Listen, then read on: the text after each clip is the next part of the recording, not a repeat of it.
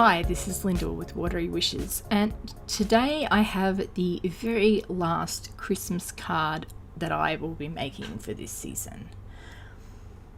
Now, I started out with two Distress Oxide colours, Mermaid Lagoon and Peacock Feathers, to create some water. And I'm just applying that on in various spots, blending it a little bit. And then once I've finished with those two colours, I'll take the piece of tape that I'm using to mask off the top area of this panel. I'll move it down over where I've already inked, and we'll ink in some tumbled glass for the sky.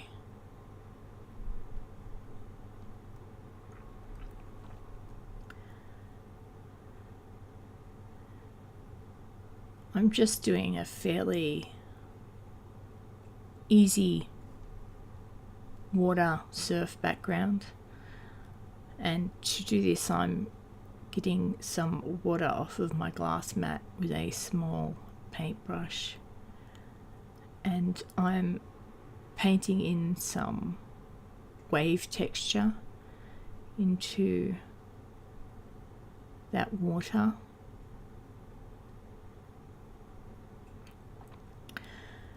And I do the same with the water in the tumbled glass, except instead of painting waves, I'm painting cloud shapes with the water, though it didn't show up very well in the tumbled glass. It sort of just made it look a little bit dirty, actually, though it doesn't show that much on camera.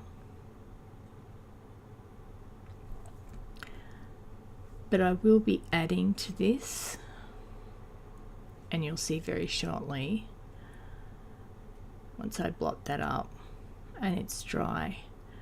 I pull out my Carandosh water-soluble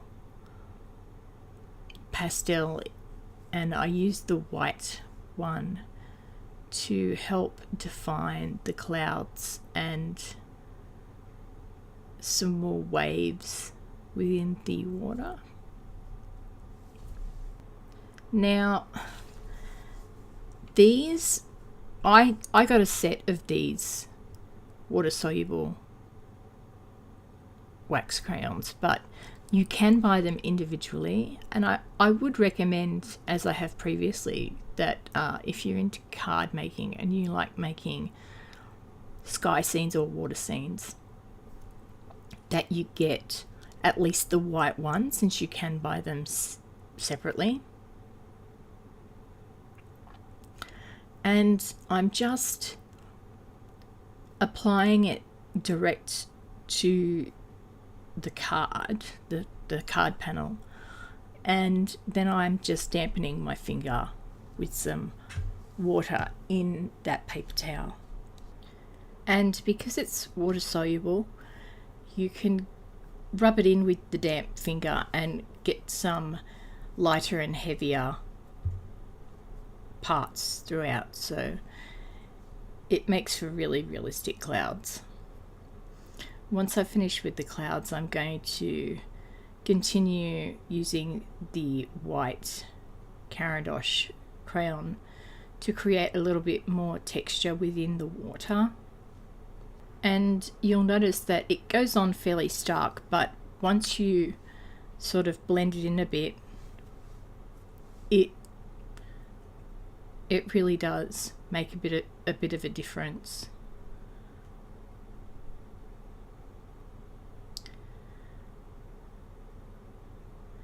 So you've got the waves that were created with the water on the oxides, as well as the white spots. And though you can't see a huge difference between the two on camera, in real life there really is a stark difference between the water and the Carandosh crayon.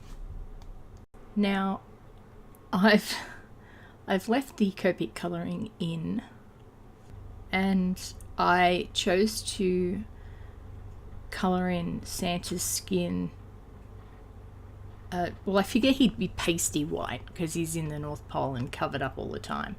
So I grabbed the lightest skin toned markers that I have, being E00, E50 and E11. And I'm going to colour Santa in with those. And I don't use a lot of Copic markers in colouring Santa. I use C1 and C7 to do his sunglasses and the white areas. And I used, I think, 3 reds and 2 blues to colour in his clothes and his hat. So this is probably the hardest voiceover I've ever had to do. Every time I go to speak, I get this tickle in my throat. And I all but choke on it, trying not to cough. But I've had a bit to drink and I'm getting over it, hopefully. So I made a couple of mistakes in this card, and I left them in and I put the card up because I figure I can still send the card to my niece and nephew for Christmas.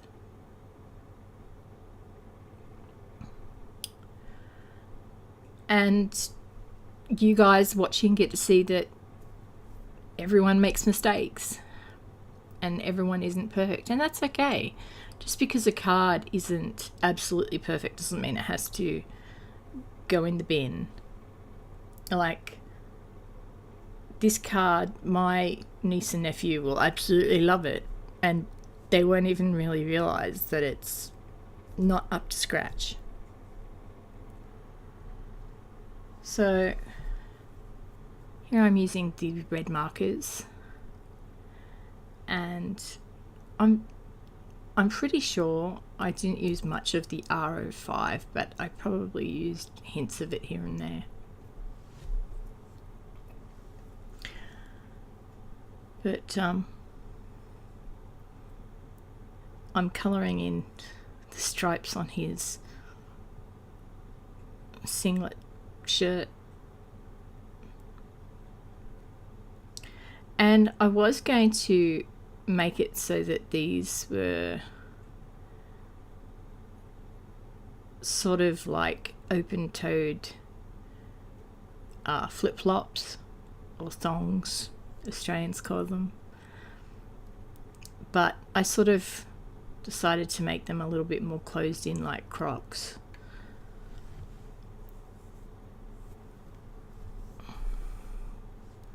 And I didn't just want him to be completely red and white or red and grey. So I threw a little bit of blue into him. But the blue is a very different blue to in the background, and I feel he sort of clashed a little bit.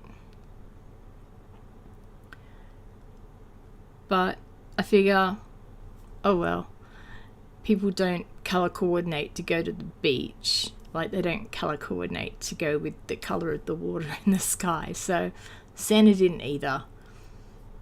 And that's fine.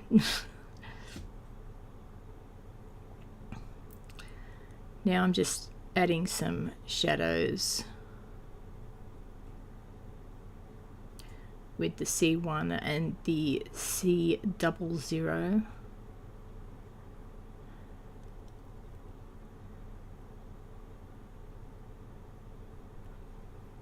And here I'm just using a scrap piece of card to create lines on the surfboard.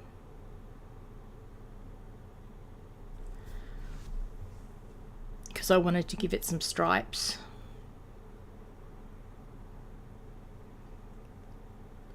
Like, you know, Santa's surfboard has racing stripes. I don't know. Just wanted to change it up a bit.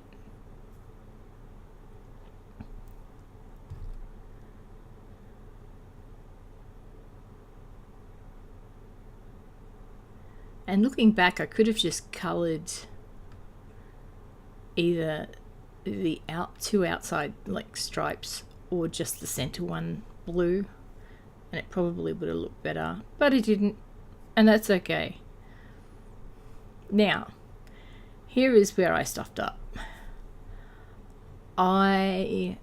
This is my first time heat embossing on to embossable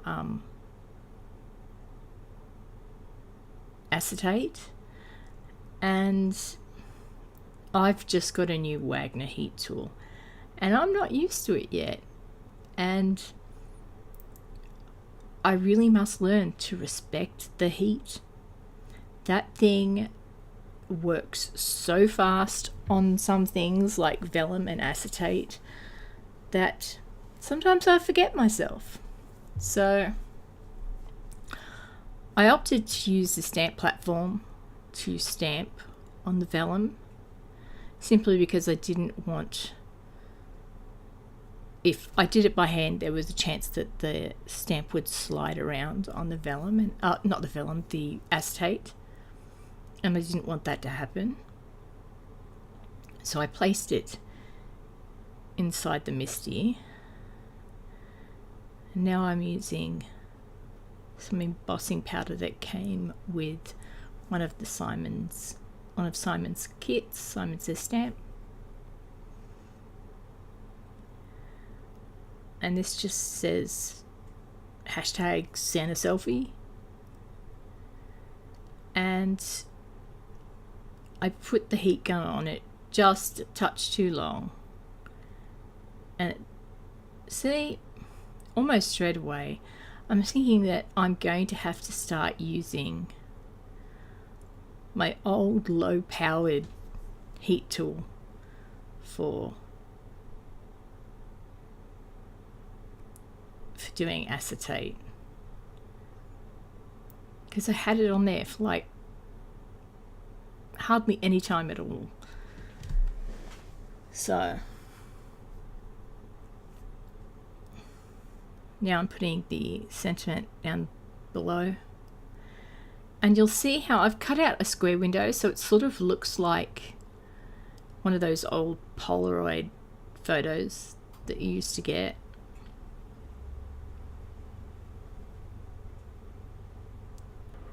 And in frame there you can see the coffee filter flying around, because when I make cards I have my air conditioner and my fan on because it gets hot with the lights that I have. And the sentiment that I'm stamping right now, I think it reads "the most wonderful time of the year" or something along those lines.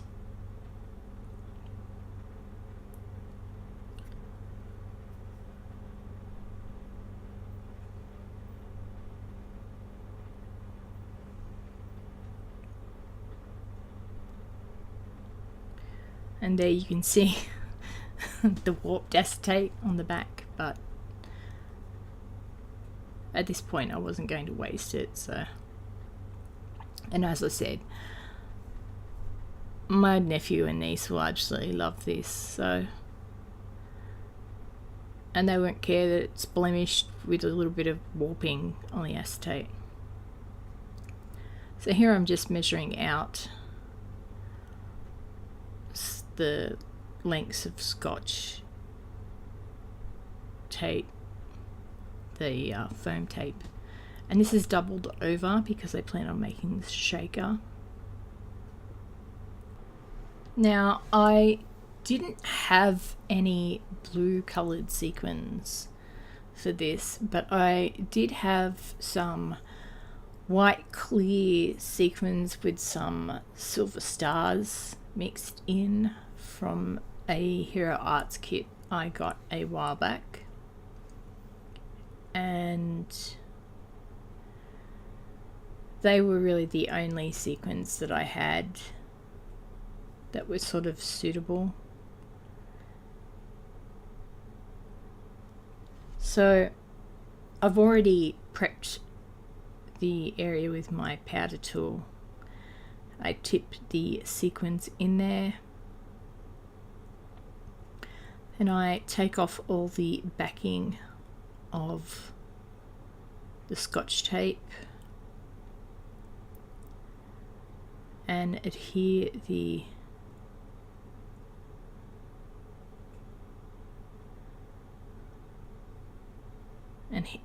panel to the back. Now all I have left is to stick Santa on the card, and I'm using the score tape for this simply because I'm sticking a lot of him down to acetate, and I didn't want the liquid glue to ooze out all over the acetate. So there's Santa on his surfboard. Going to stick on a little pom-pom for his Santa hat. Again, I'm using the score tape.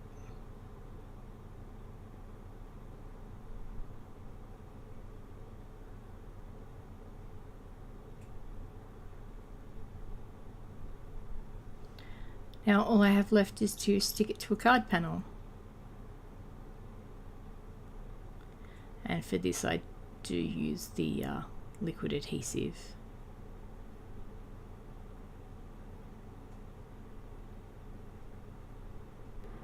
So that's the last Christmas card for this season. If you liked it, hit the like button. If you disliked it, hit the dislike button. If you did like it, I'd love it if you subscribed. Take care, I'll see you in the next one, and don't forget to have fun crafting your imagination. Bye.